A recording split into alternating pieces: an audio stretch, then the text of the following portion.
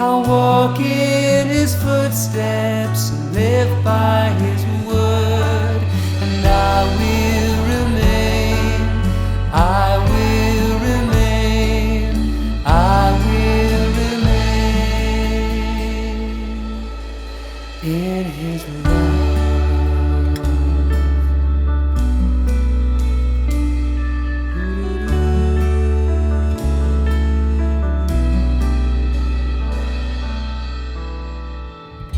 Well, thank you for joining us again. This week we're thinking about wisdom. Now, I think it's been a great sporting summer. I don't know if you agree. You may not like sports. You may be sick to the teeth of watching sport on the telly. We've had the Euros, we've had Wimbledon, the Olympics, and of course we've got Paralympics still to come. And I'm sure other sporting events I'm not really aware of. What I've really noticed in these last few months is the post-event speeches, the interviews with the sportsmen and women after the race, after their match, after their performance. And without exception, everyone mentions the team around them. And that's not just in the team sports, but also in the so-called individual sports.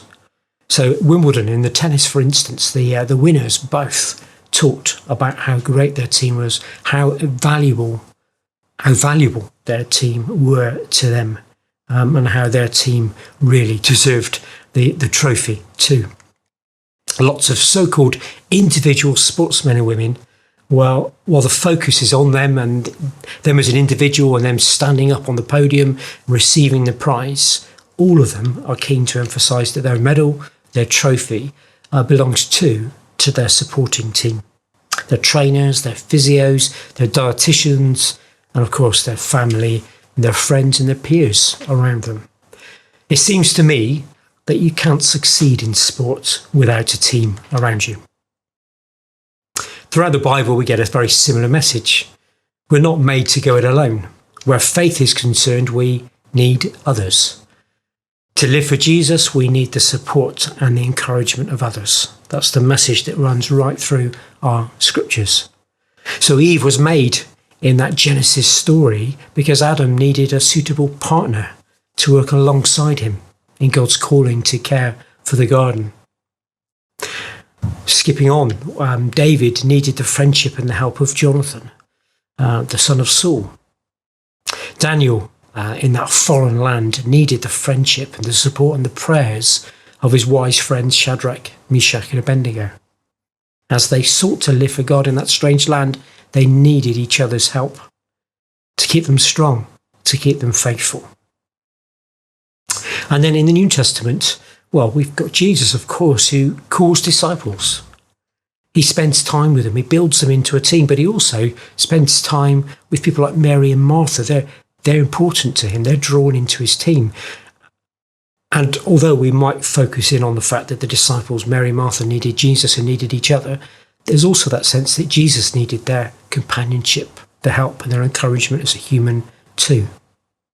And then Paul, one of our New Testament heroes, constantly brought people into his team, didn't he? He paired himself with others, people like Barnabas, people like Luke. He rarely, it seemed, went off on his own. He always drew people to work and serve with him. We're going to read some words from Ecclesiastes again. Ecclesiastes chapter 4, verses 7 through to 12. The writer says this: "Again, I saw something meaningless under the sun. There was a man all alone. He had neither son nor brother. There was no end to his toil. Yet his eyes were not content with his wealth. For whom am I toiling? He said. And why am I depriving myself of enjoyment? This too is meaningless, a miserable business. Two are better than one, because they have a good return for their labour. If either of them falls down, one can help the other up. But pity anyone who falls and has no one to help them up. Also, if two lie down together, they will keep warm. But how can one keep warm alone? Though one may be overpowered, two can defend themselves. A cord of 3 strands is not quickly broken."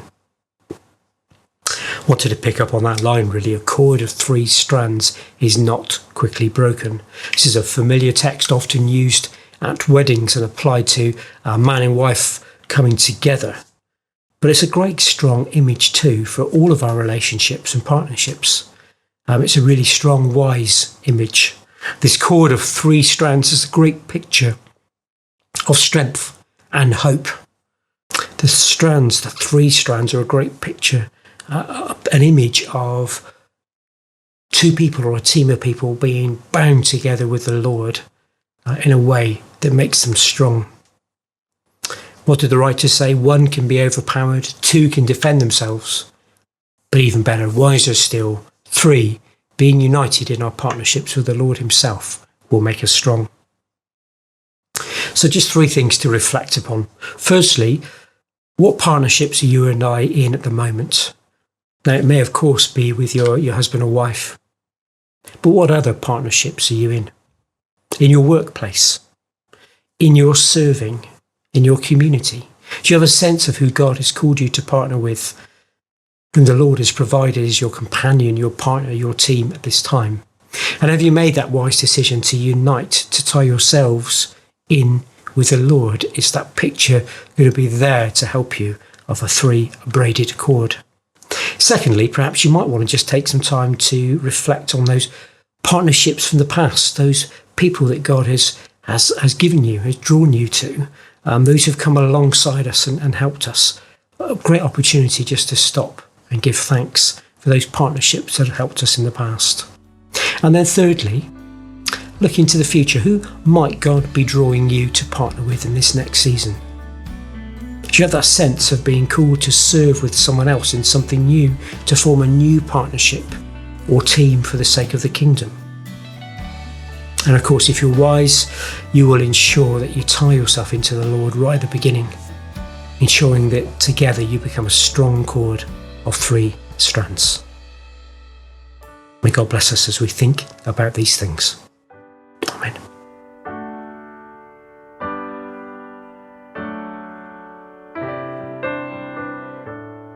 And I love in response to the love I've received, bearing fruit to the glory of Christ.